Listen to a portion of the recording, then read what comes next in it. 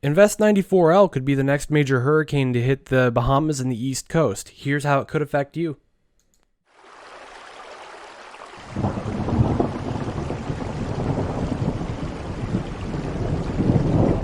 Hello, everybody. It's meteorologist Jacob Campbell here with a WeatherNow forecast. I'm doing a little tropical update here as there is an invest coming off of Africa, a little tropical wave that could develop into a hurricane by next week. Before I get into that, though, I would ask that you please like and subscribe. It means a lot to me. I put a lot of time and effort into these videos. But without further ado, let's get into the tropical update. So we have this little area of lower pressure relative to the pressure around it off of the coast of Africa. And so this little tropical wave is the one that we're going to be watching as we push into the day on Sunday. So we still see that is to kind of in the South Atlantic almost, popping up here. And then as we push in, you can see that will begin to intensify as it pushes towards the Bahamas, taking a very similar track to Dorian, actually. And unfortunately, that's as far as the CMC goes. This is Tuesday the 17th, so this is in 10 days' time from the recording of this video. A lot can change in that amount of time, but we are seeing it, and I do want to get warnings out as quick as I can because this could affect a lot of people. So we're going to move over here to the ECMWF. The last model was the CMC that you were looking at. So the ECMWF model still has that little area of low pressure here, that tropical wave off the coast of Africa. And as we move into the night on Sunday and into Monday, we see that here in Monday night, or Sunday night into Monday, my bad, we have that low pressure resurfacing again, and it'll continue to intensify a little bit as it pushes towards the Bahamas, right to the really northeast of Puerto Rico, which is exactly where we saw Dorian take. We're going to take a look here. This is the European model again. I really like the European model for hurricane forecasts and tropical storm forecasts because they have a reputation for being accurate, or at least, decently accurate. And in my experience, I've seen that too. So this is the deep layer shear. And so basically the higher values of this deep layer shear, the more difficult it will be for hurricanes to develop and for hurricanes to continue to live, I guess, because you're pushing all of the convection off to the side, which effectively rips the hurricane apart. Hurricanes, unlike supercells or convective lines in over North America, they rely on little wind shear. They don't need that updraft tilted. The updrafts are actually so powerful that they manage to evacuate air out the top of the hurricane without needing the updraft tilted by wind shear. So we're going to, we see that little invest area here, fighting relatively little shear in the area.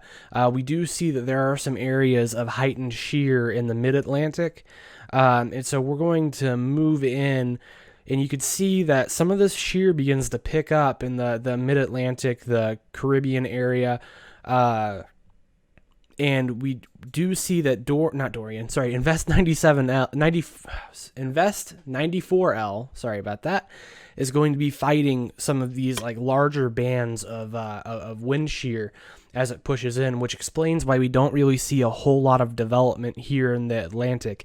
It pretty much stays the same on the European model until it progresses into that northern Puerto Rico area where we do see little amount of shear. So the invest is going to punch through that shear, get to an area of relatively little shear, and that's when we see that kind of intensify. We do still see this like clear slot here, which could indicate a direction on which Invest 94L is going to take. So we're going to move over here to the GFS model. The GFS model currently is one of the only ones that shows it progressing past that Monday-Tuesday mark.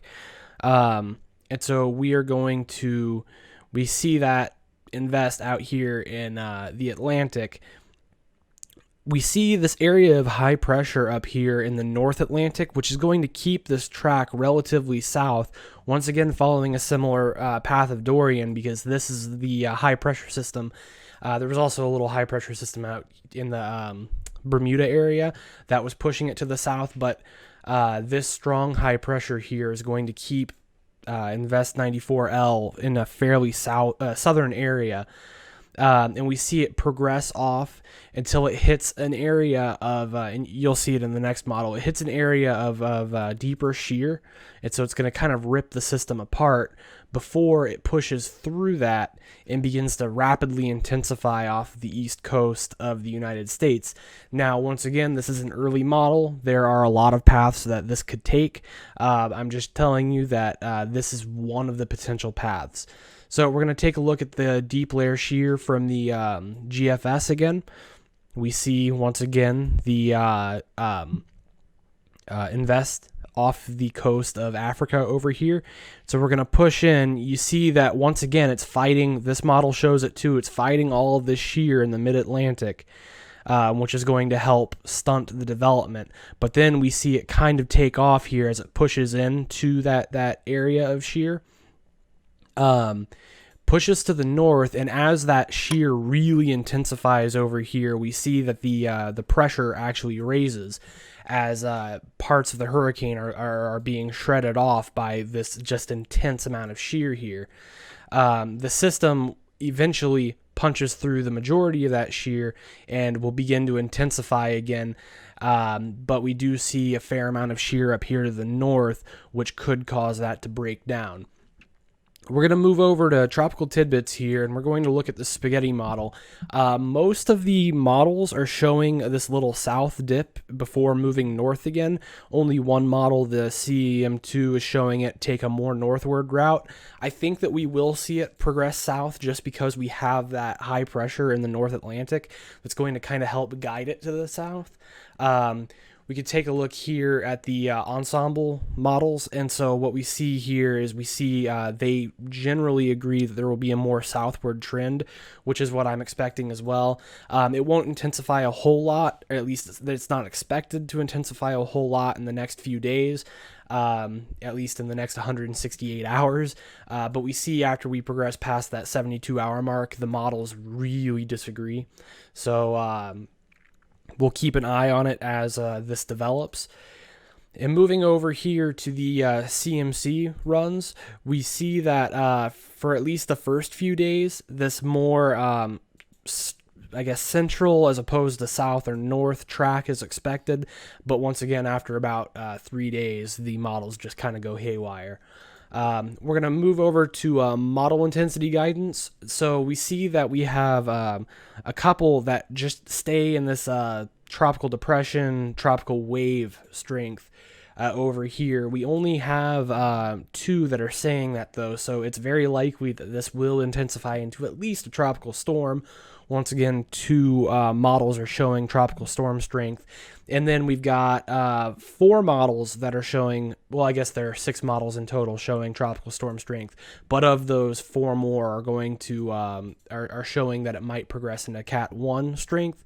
The TCLP is showing it progressing into a Category 1 much later than these other 3 models. But once again, Category 1 could be attained, and we'll see as the situation progresses. So I hope that you all enjoyed the video. Please like, comment, and subscribe, and I hope that you all have a great day. Thank you.